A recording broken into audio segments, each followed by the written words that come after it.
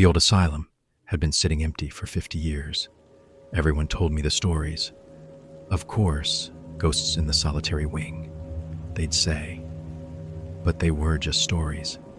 I'd walk the long, empty hallways, my flashlight cutting through the dark, the only sound being the crunch of junk under my boots. The silence was the whole point. It was supposed to be a quiet gig. Until the night I heard it, faint but clear as day. The sound of a child's laughter echoed down the hall.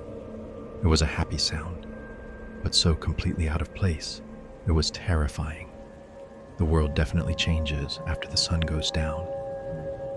The familiar becomes strange, and the silence is never really silent for those who clock in when the rest of the world is clocking out. The darkness holds secrets. The stories you're about to hear come from people who have stared into that darkness and seen something stare back. These are 6 true stories from the graveyard shift. Stories that prove the most terrifying things happen when you are well and truly alone. Before we get into it, make sure you subscribe and turn on all notifications. You don't want to miss what's coming. Story number 1, The Laughter in Solitary. My name is Mark, and for about 6 months, I was a night security guard at the old Blackwood Asylum. It was your classic cliche, a huge Gothic monster of a building shut down back in the 70s after stories of patient abuse. A developer owned it, and my job was simple: make sure no kids got in to vandalize the place before they tore it down. The pay was good, and the job was easy. All I had to do was be there. I'd hang out in the main office, reading or watching movies on my laptop, and do one full patrol at 1 a.m. and another at 4 a.m.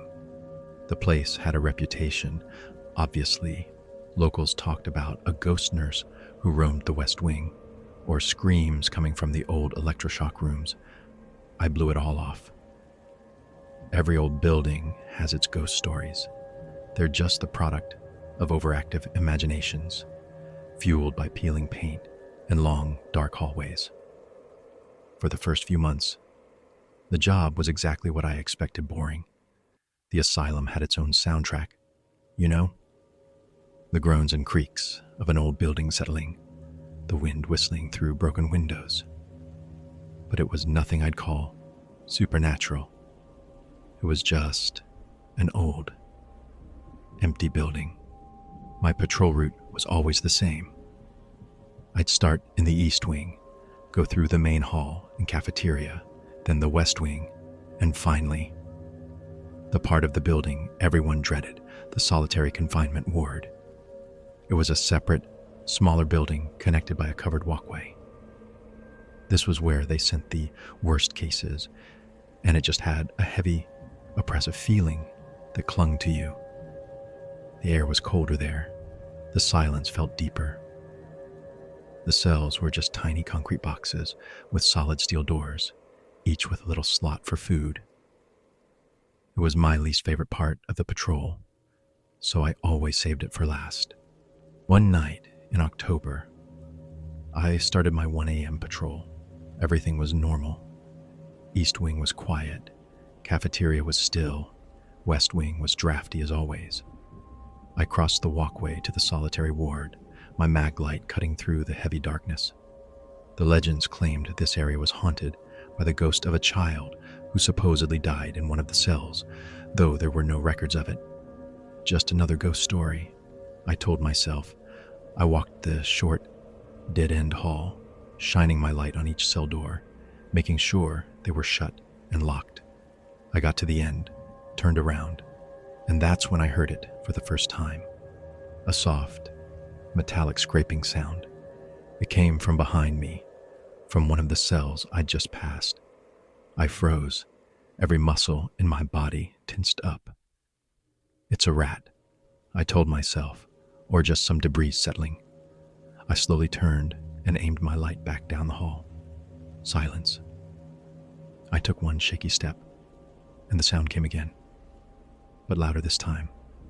Scrape, scrape, Scrape. It sounded like metal being dragged across the concrete floor inside one of the cells. My heart was hammering against my ribs. The cells were empty. I'd seen them myself dozens of times. They were concrete boxes with absolutely nothing inside. I made myself walk toward the sound, my flashlight beam trembling. I stopped at cell number 4, where the noise seemed to be coming from. I pressed my ear against the cold steel door. For a second, nothing. Then, a whisper. It was so faint, I almost thought I imagined it. A child's voice humming a nursery rhyme. Cold dread just washed over me. This wasn't the wind. This wasn't a rat. I backed away from the door, my hand going for the radio on my belt, my mind scrambling for a rational explanation. There wasn't one. And then it happened. The sound that will haunt me for the rest of my life. From inside that locked cell, I heard the clear, unmistakable sound of a child's giggle. It wasn't mean or scary. It was a happy, playful laugh. But in that place, in that moment, it was the most horrifying sound I had ever heard. I wasn't just scared, I was paralyzed. I stared at that steel door, at the small, dark slot in the middle of it, half expecting to see a pair of eyes looking out. The laughter stopped as suddenly as it started, and the hall was plunged back into a dead, heavy silence. That was even worse.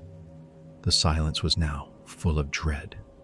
I finally found my legs, and I didn't just walk, I ran. I sprinted out of that ward, across the walkway, and didn't stop until I was back in the office with the door locked behind me.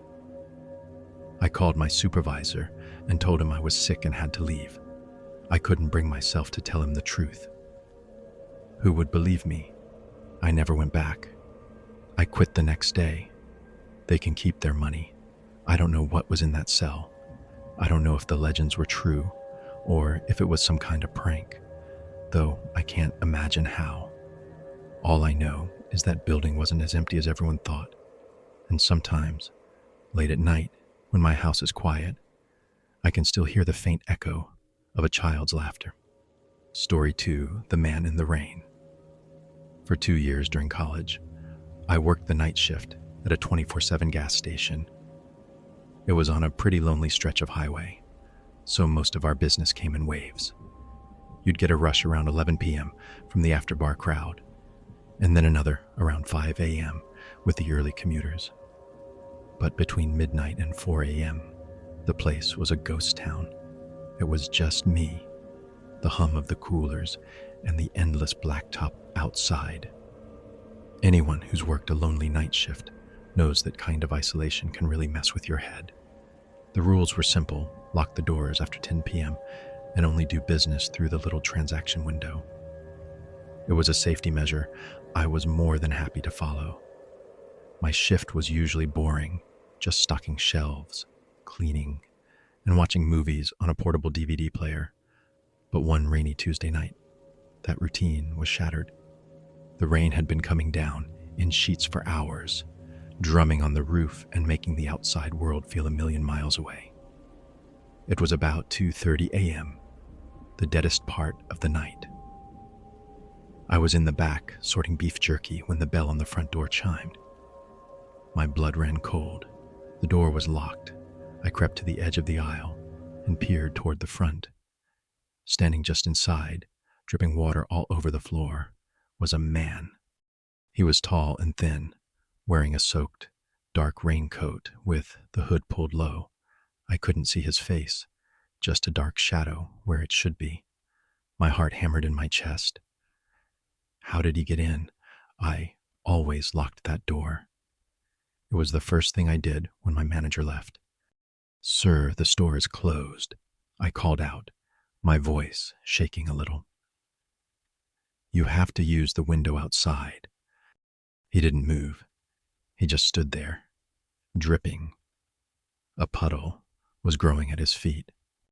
"Sir," I said again, a bit louder. I can help you at the window. Slowly, he lifted his head. His face was pale and unnaturally long, with eyes that seemed way too wide and dark. He gave me a slow, chilling smile that didn't reach his eyes. "Just need to get out of the rain for a minute," he said, his voice a low, raspy whisper. "It's a bad night." Every instinct in my body screamed at me. Something was deeply wrong. I started backing away toward the small office behind the counter. "I'm sorry, you can't be in here. It's against policy. I have to ask you to leave." His smile widened. "I don't think so," he whispered, and took a step toward the counter. That was it. I scrambled into the office, slammed the door, and fumbled with the deadbolt. I heard it click just as his hand slammed against the other side. My breath hitched. I grabbed the phone and shakily dialed 911.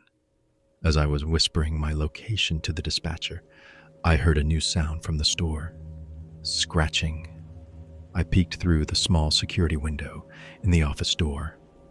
The man was behind the counter now. He was running his fingers over the registers and the candy, not stealing anything, just touching things. He moved with a weird, jerky grace that was incredibly creepy. Then he turned his head and looked right at the office door, right at me. He smiled that same horrible, wide smile, and then started scratching at the door, his fingernails making a sound like rats clawing at the wood.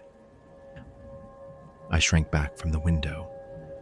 The dispatcher was telling me officers were on their way, but it felt like forever.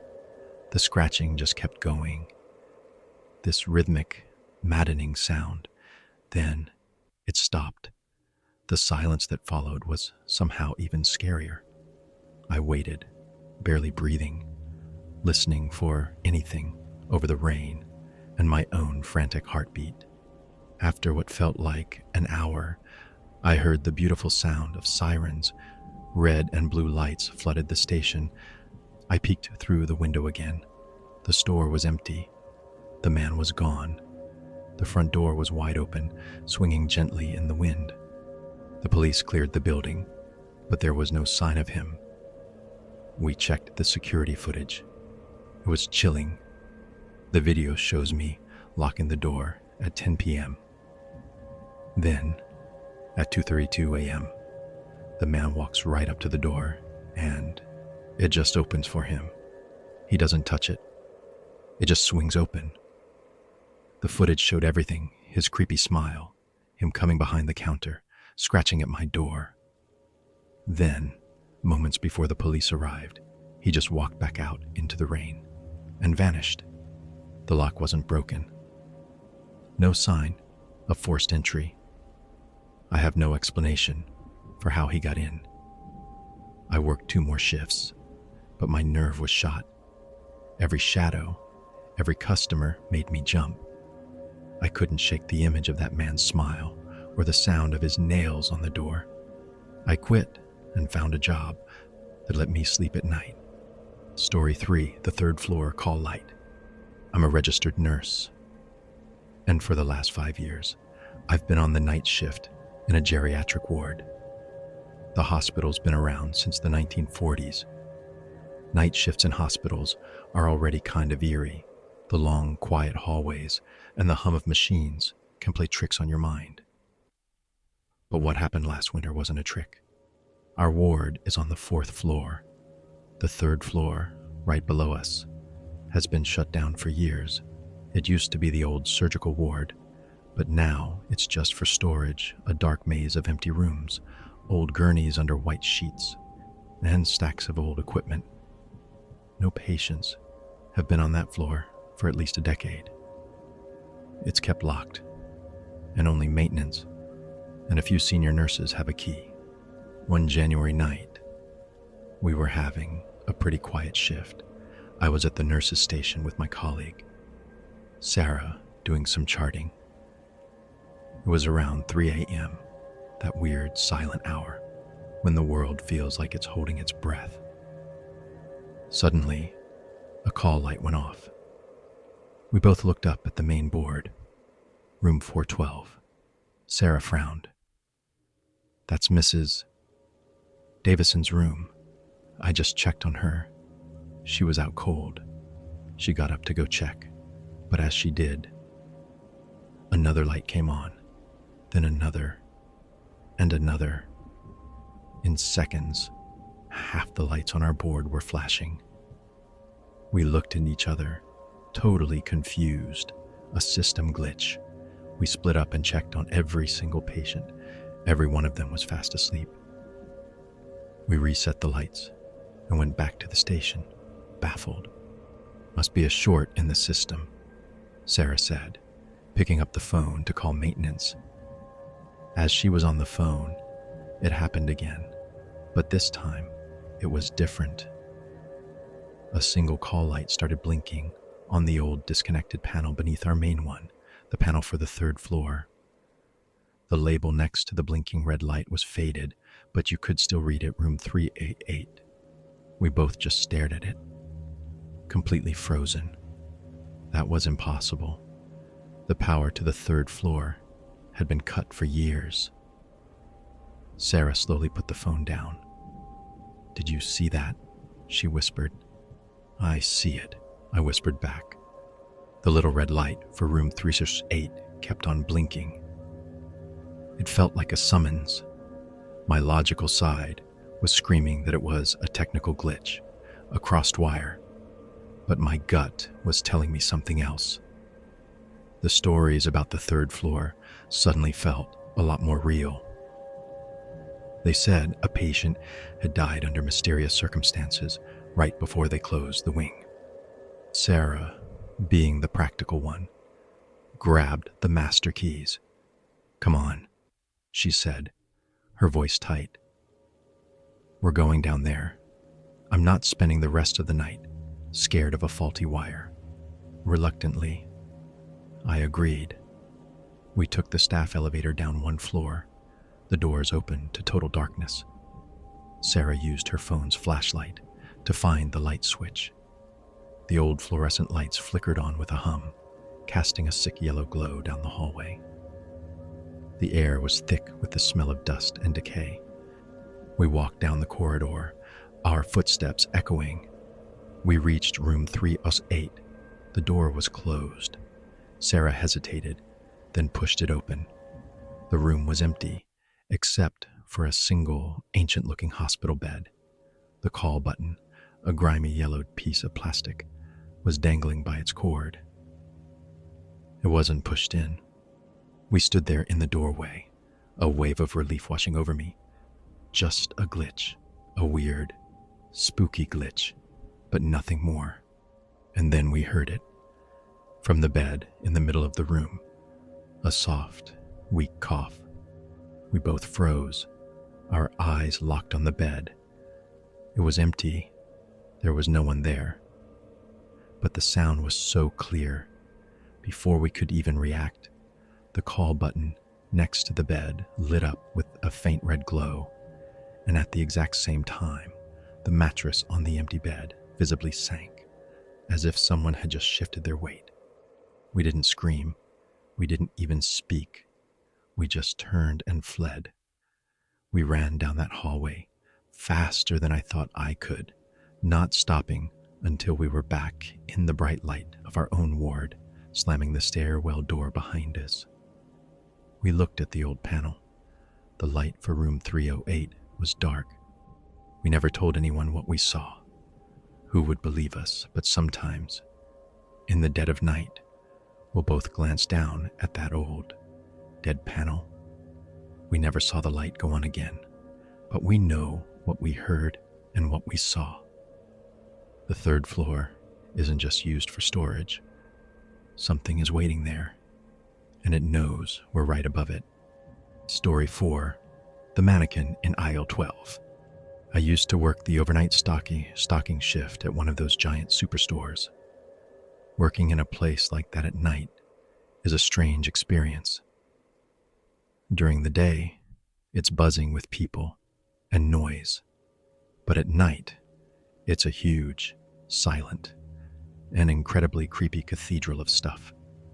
The lights are dimmed, casting long, warped shadows down the aisles.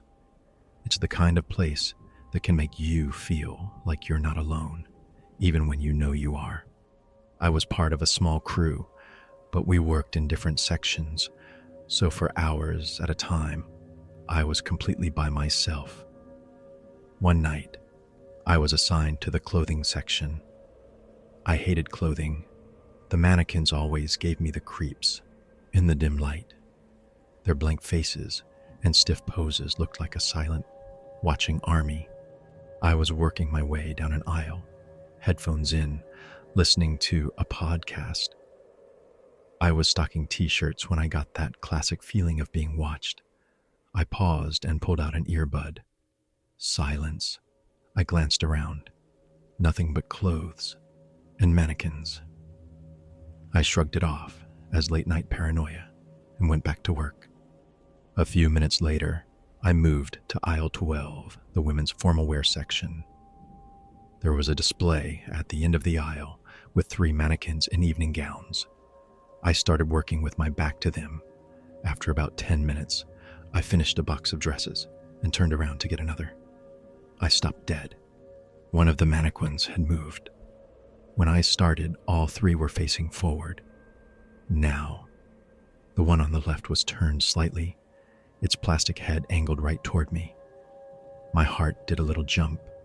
I stared at it, trying to think of a logical reason.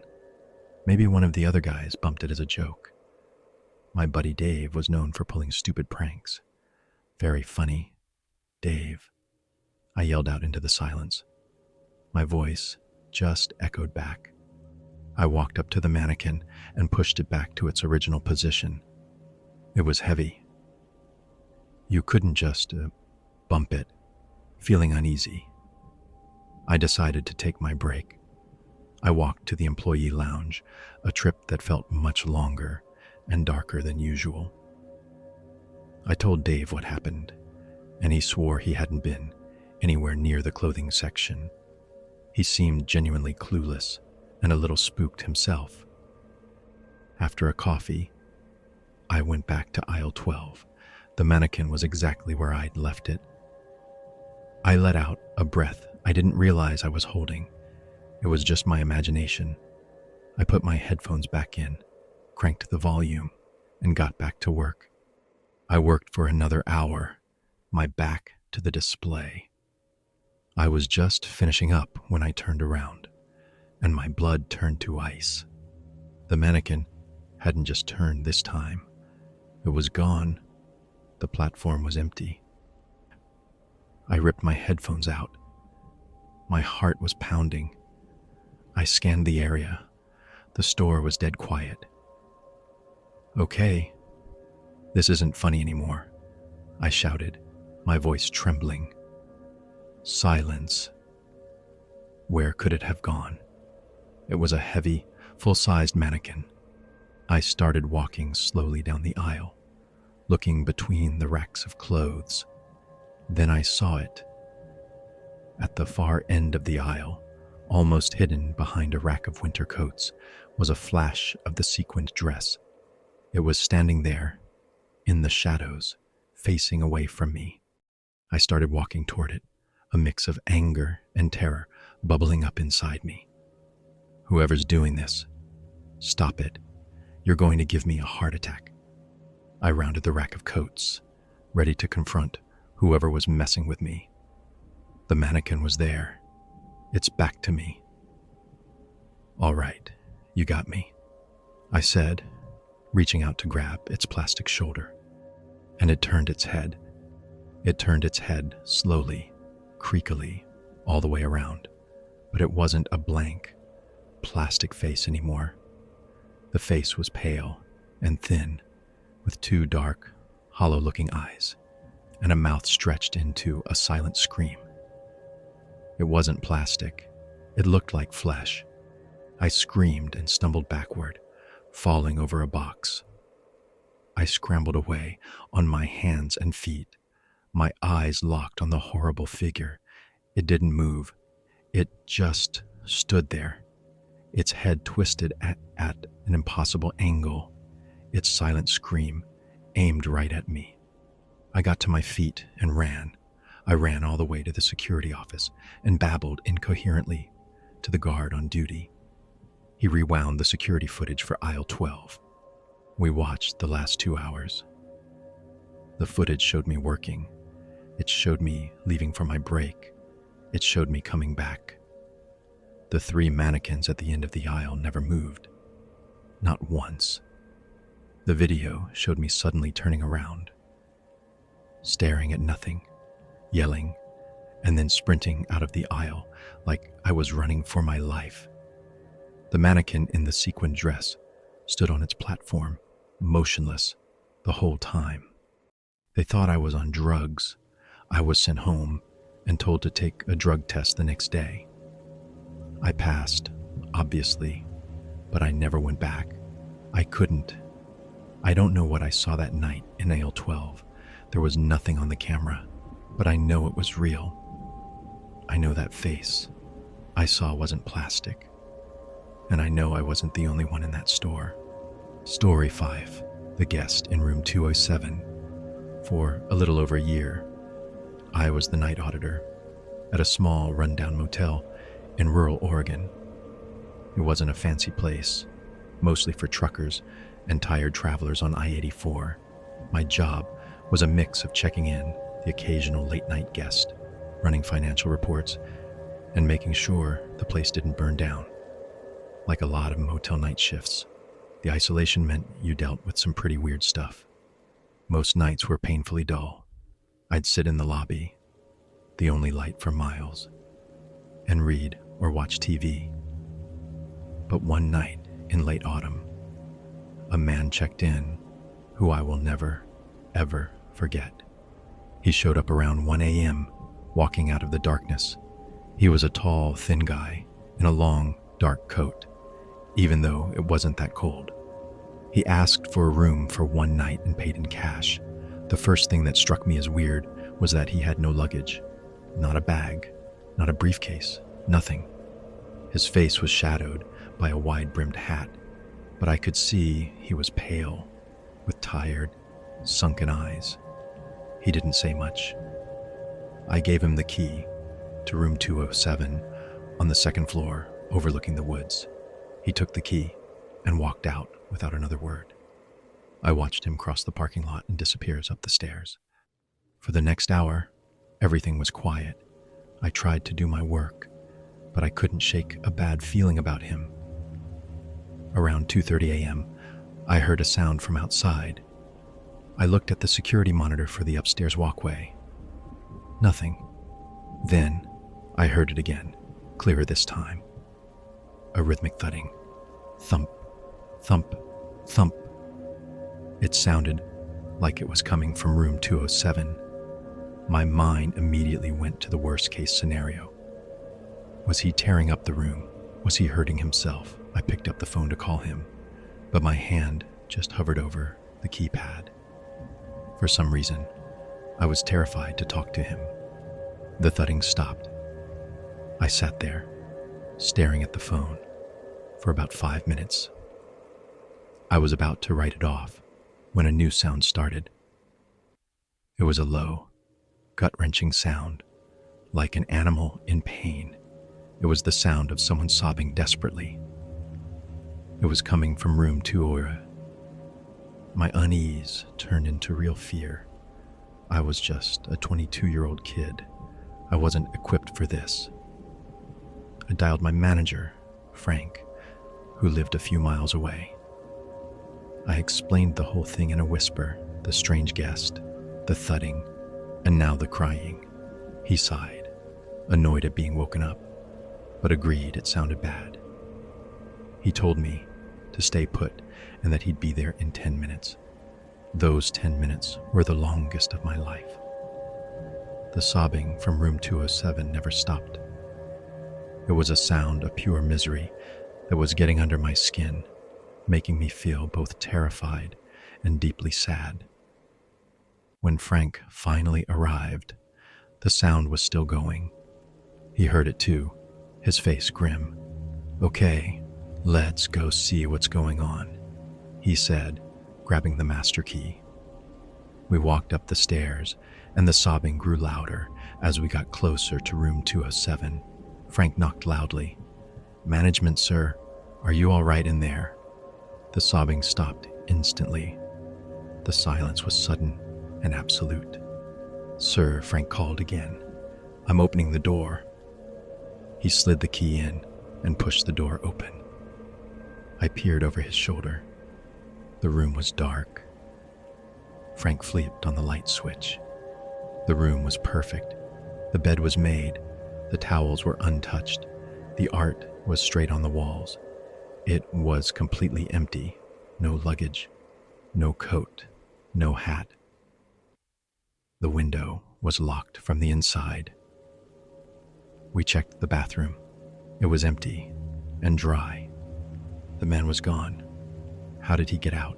I whispered, my voice trembling. "The door was locked from the inside. The window is locked." Frank didn't have an answer.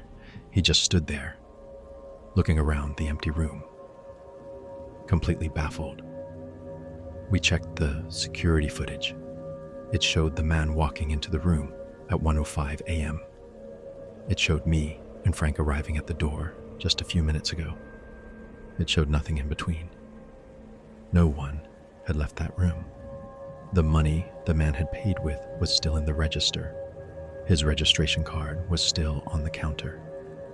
But the man himself had vanished from a locked room, leaving only the memory of that horrible, sad sound. I can't explain it. It was like a ghost had checked in for the night, needing a place to grieve, and had paid in cash. Story 6: The Runner on Campus. Before I got my current office job, I spent a year as a night security guard at a small liberal arts college.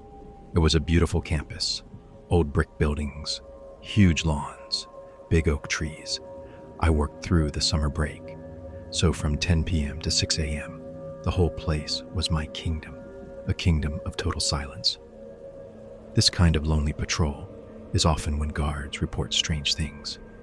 My duties were simple: patrol the campus in a golf cart and do a walking tour of the main buildings. The library was the oldest building on campus, and by far the creepiest part of my patrol. It was a 4-story maze of towering shelves and shadowy corners. It was the kind of place where you always felt like you weren't alone. One night in August, I was doing my 2 a.m. tour. I'd already cleared the other buildings. Only the library was left. I unlocked the heavy oak doors and stepped inside, getting hit with that familiar smell of old paper and dust.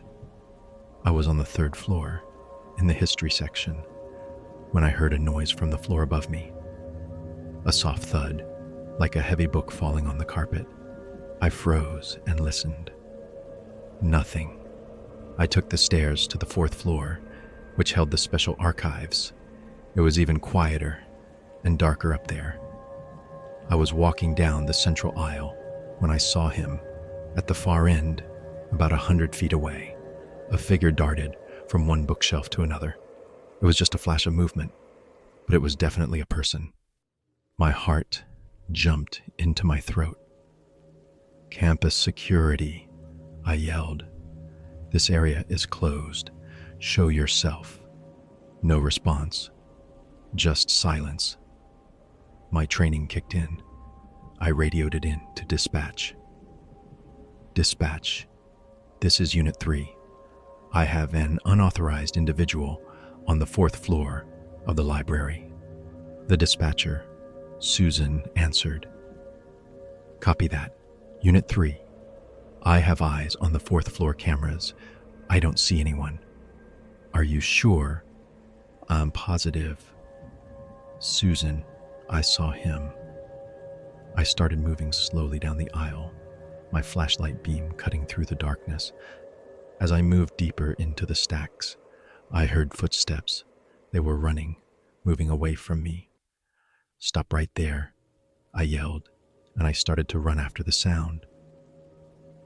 It turned into this bizarre, terrifying game of cat and mouse.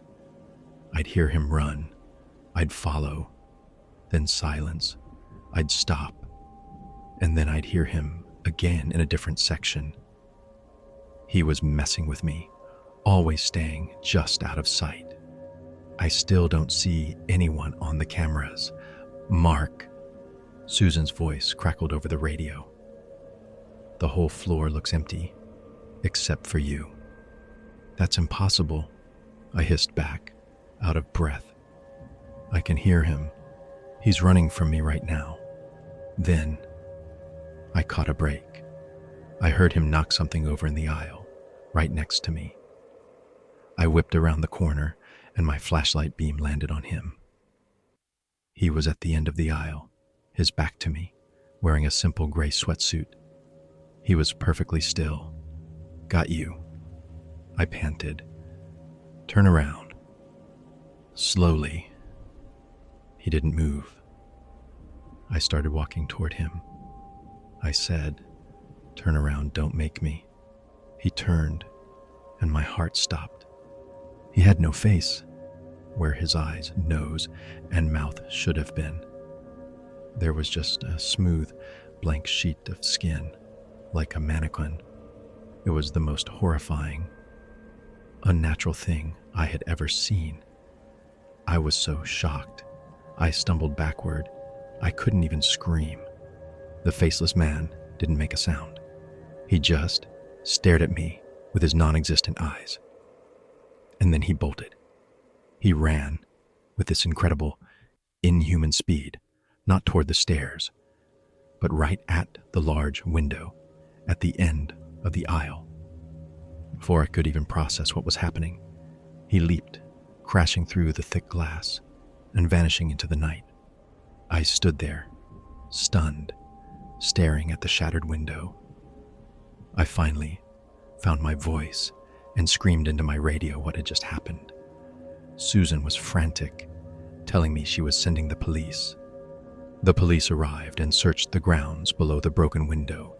They found shattered glass, but they found no body, no footprints, no blood, nothing. It was a 4-story drop onto hard pavement. No one could have survived that fall, let alone walked away without a trace. They put me on administrative leave. The official story was that I was hallucinating from stress and broke the window myself in a panic. I quit that job. I knew what I saw. I chased something through that library, and it wasn't human. I don't know what it was, but I know it's still out there. Sometimes I wonder if it's still running through the silent halls of that campus library, waiting for the next person to work the night shift. The night has a way of peeling back the layers of what we think is real. It takes something familiar and twists it into something monstrous. For the people in these stories, the darkness wasn't empty. It was watching. It was waiting. And sometimes it reached out. We tell ourselves they're just stories. But for the people who lived them, they're a chilling reminder that you are never, ever truly alone. What have you heard in the silence of the night? Share your own experiences in the comments below. If these stories sent a chill down your spine, be sure to hit the like button and subscribe for more tales from the edge of darkness. Until next time, stay safe and try not to think about what might be listening from the other side of a locked door.